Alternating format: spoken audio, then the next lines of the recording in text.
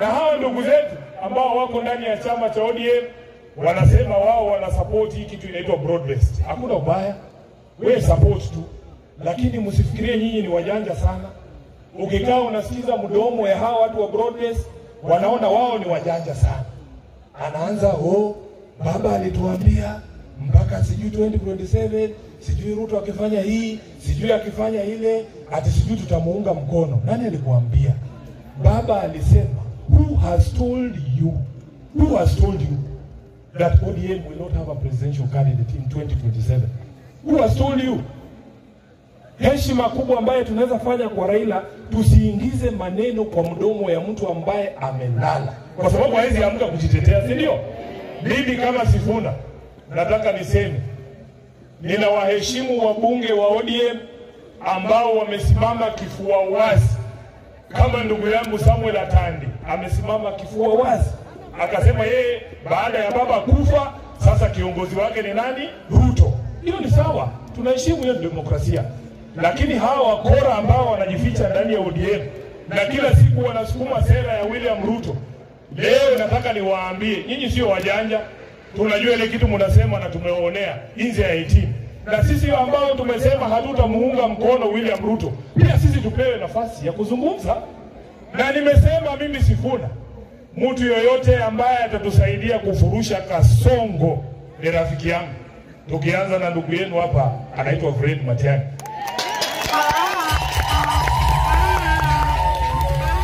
Unanielewa nini? Unanielewa? Unajua wakati mumeenda kuwinda chui, unahitaji mtu mmoja anashika mguu hii, mwingine anashika ile mguu, mwingine anaidanganya na nyama tunafunga shingo, mwingine anashika mguu ya mbele, alafu mtu anakuja anapiga mshale, hiyo chui inaanguka chini, si ndio? Wacha Matiang'i ashike ile mguu, Sifuna ashike hii nyingine, Kalonzo ashike ile nyingine, Obadia mdanganya na nyama.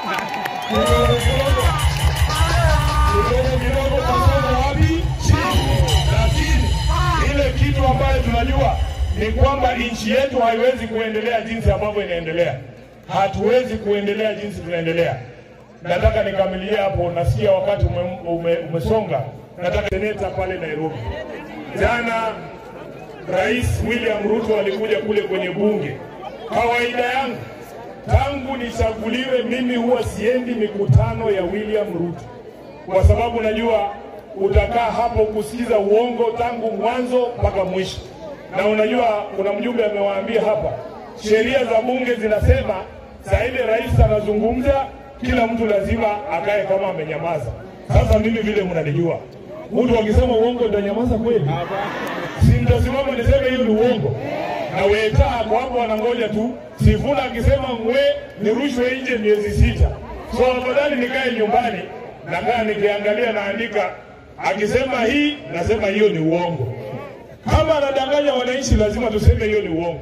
Mimi nilikuwa najiuliza, unakuja unasema kwamba una mambo 4 muhimu na unaanza na mambo ya elimu. Unasema hiyo ndio itasukuma Kenya ifike mahali Singapore iko. Lakini unasahau kuzungumzia shida ambazo ziko katika mambo ya elimu Kenya hii.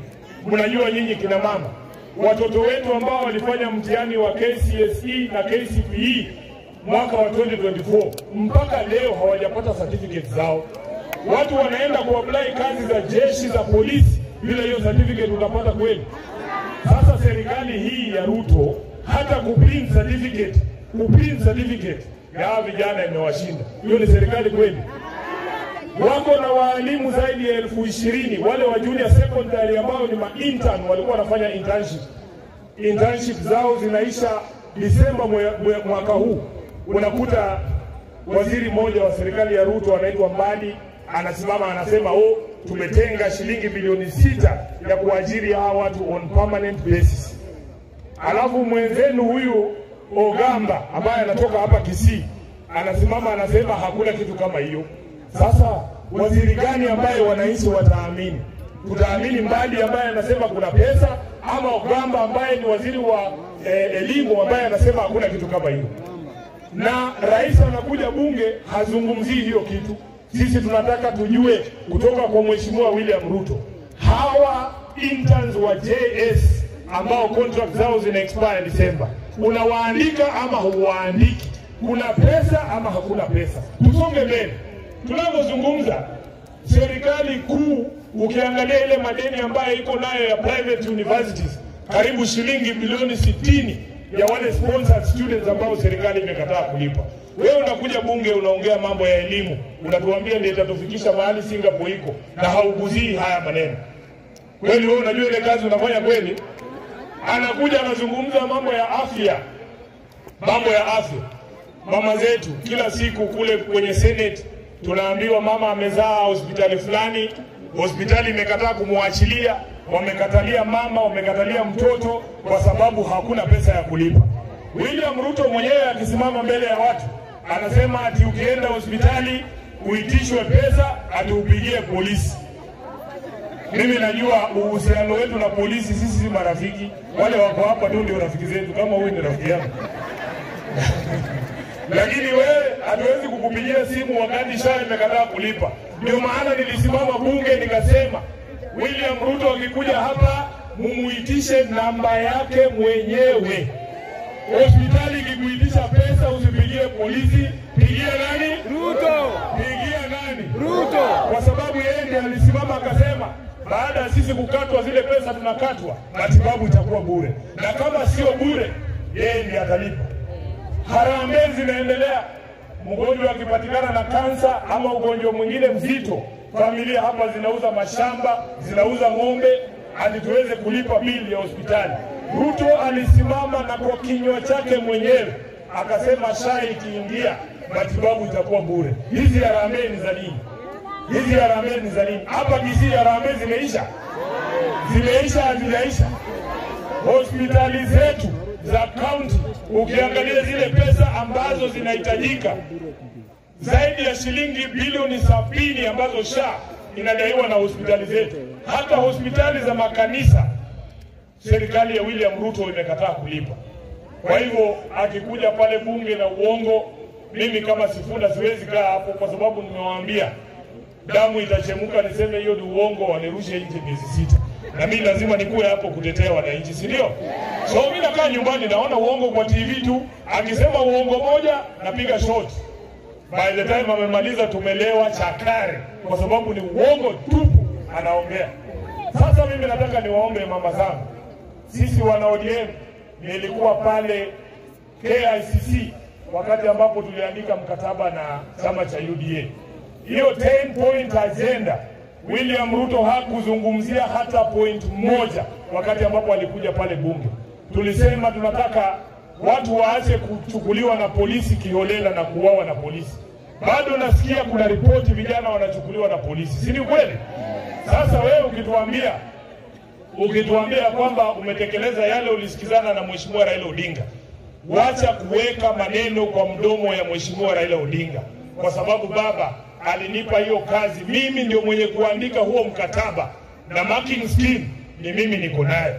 Siku ile atatekeleza hiyo mkataba, yule atawaambia sio mwingine, ni mimi mwenye niliandika. Si ndio? Tunakubaliana? Na hao ndugu zetu ambao wako ndani ya chama cha ODM wanasema wao wanasupport hiki kitu inaitwa broad based. Hakuna ubaya, wewe support tu, lakini msifikirie nyinyi ni wajanja sana. Ukikaa unasikiza mdomo ya hawa watu wa broad based, wanaona wao ni wajanja sana. Anaanza baba alituambia mpaka sijui 2027, sijui Ruto akifanya hii, sijui akifanya ile, ati sijui tutamuunga mkono. Nani alikuambia? Baba alisema, who has told you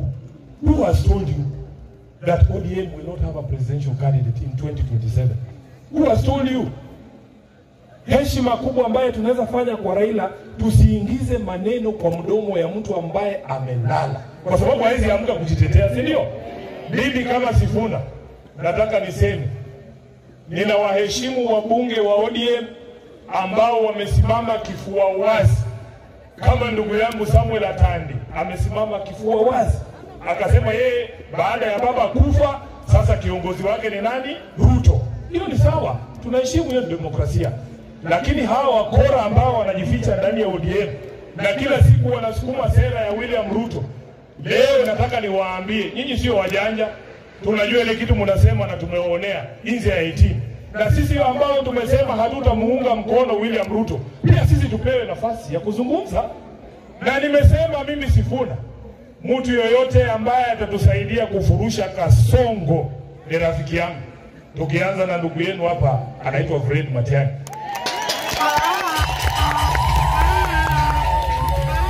Unanielewa nini?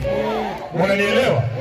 Unajua wakati mumeenda kuwinda chui, unahitaji mtu mmoja anashika mguu hii, mwingine anashika ile mguu, mwingine anaidanganya na nyama tunafunga shingo, mwingine anashika mguu ya mbele, alafu mtu anakuja anapiga mshale, hiyo chui inaanguka chini, si ndio? Wacha Matiang'i ashike ile mguu, Sifuna ashike hii nyingine, Kalonzo ashike ile nyingine, Obadia mdanganya na nyama. Kidogo Kasongo wapi? Chini. Lakini ile kitu ambayo tunajua ni kwamba nchi yetu haiwezi kuendelea jinsi ambavyo inaendelea. Hatuwezi kuendelea jinsi tunaendelea. Nataka nikamilie hapo, nasikia wakati umesonga. Nataka nione wale wanasema ya kwamba lazima tukomboe nchi yetu. Nionyeshe tu, nionyeshe kwa kidole, nionyeshe kwa kidole. Asanteni sana na Mungu awabariki. Wacha tumalizie hapo. Thank you very much, Honorable Obadia. Kama Sifuna.